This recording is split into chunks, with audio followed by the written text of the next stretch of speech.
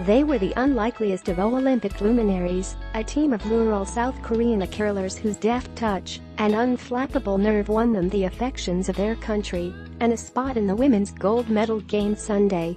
But the Garlic Girls were uprooted by the fifth end, eventually falling to Sweden A3. South Korea conceded after 9 ends, slipping off the ice in tears before bowing to the throngs who had come to believe their team could defy history. South Korean women have never finished better than fourth at a world championship. Their silver gives South Korea its first curling medal.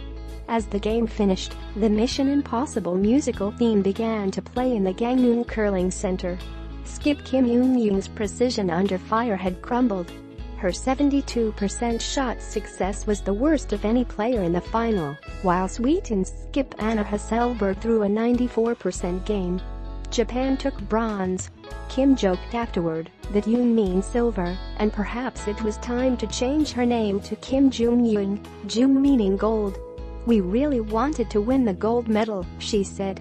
But, she said, the team was very grateful for the support and cheering. As they exited the arena, police cheered and took selfies with them. At a subsequent press conference, a German reporter asked Sweden not about the gold medal they had just won, but how it felt to be the party crasher for Korea. "The crowd didn't cheer for us today, but it was okay. We tried to use their energy as our energy," Hasselberg replied. The Korean women became the biggest names of the Olympics at home. Their faces turned into memes and their English nicknames, Pancake, Sunny, Steak and Annie, making them celebrities. Children donned eyeglasses like those worn by Kim Eun-young, and grown men posted videos of themselves sweeping through their kitchens in front of robot vacuum cleaners, whose rounded shape resembles a curling stone. Interest in the team was so great that Olympics officials held 2 press conferences for them after their game. Their improbable run to silver had South Koreans crowded around cell phones in trains and restaurants, while television broadcasters interrupted coverage of other Olympic sports to cover action at the curling rank. It's not clear how much of this the women themselves knew about. Though crowds at their games were big and loud, fans were left begging for tickets outside their Friday night game against Japan. Their coach had taken away their cell phones for 2 weeks in an effort to shield them from the pressure of being dubbed superstars in the foreign press. Kim Eun-young called the team trailblazers who'd have been through a lot.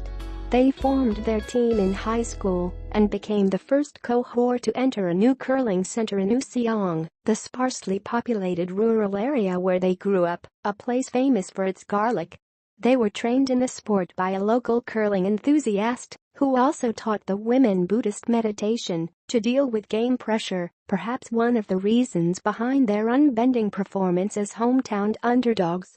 In round-robin play, the 8th-ranked Koreans were victorious over Canada, 8-6, in their first game of this Olympics. They defeated Sweden 2 in a 7-6 win and finished first in the Olympic round-robin. "They are going to be the team to beat," Hasselberg said. "The Asian teams had a very strong performance here. So it's good for curling." But coach Kim Min-young said it had been difficult to develop the sport of curling in Korea.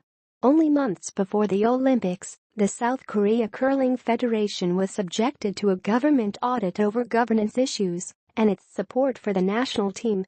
The silver medalists may have captured the public's imagination, but that is little thanks to the country now adopting them as national heroes, Kim Min-young suggested. She called for a better environment for the sport. The treatment of curling is quite not fair, she said. "I hope this unfairness will be improved in the future in order to